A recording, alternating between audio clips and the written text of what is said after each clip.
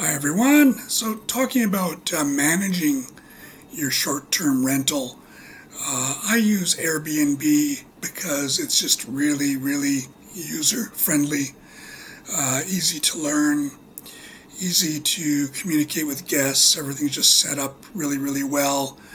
I actually tried Booking.com but found it very clunky, and I don't like Booking.com because our guest house listing was copied, and it was very difficult for us to get it removed from Booking.com.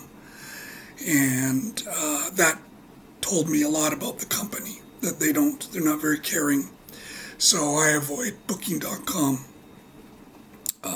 Admittedly, I have used Booking.com to stay, but I won't list my places on there. Verbo, my understanding is it's more for luxury or upper level places. Airbnb is sort of budget, but there is a luxury division that you can sign up for. Just Airbnb is so popular, that's why I use Airbnb, and for the other reasons stated. In another video, I think I compare the various platforms, so you can check that out. Communication at Airbnb is very easy. It's just right in the system. And by communicating within Airbnb, it protects you and it protects your guests, in case anything goes wrong. I have a whole staff to clean, and I use Line Message to set that up, but I think I could do that within Airbnb as well. It's just we started with Line and it works, so that's what we do. We have a couple different Line groups, and that works very well. So you're going to get some negative reviews here and there. Best to just let them go and move on.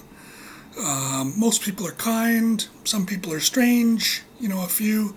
So you may get a few 1 out of 5s here and there out of thousands of guests. I would just move on. If you think it's really unfair, you can ask Airbnb to delete it. And I think it probably works the same way for other platforms. But I would move on. Try to learn from it. Try to learn from negative feedback. Positive feedback's nice, but you don't learn anything. So I tried to take the situation and learn from it. What did we get recently? We had a very, I would say picky guest, and very unusual guest, and asked many questions. And I don't mind answering questions, but if it's already written at the listing, I want guests to read it themselves. He was a very lazy guest. And I said to him, read the description. And then his response was, what do you mean? I don't know what else to say, to that. It's kind of obvious. Read the description of the listing.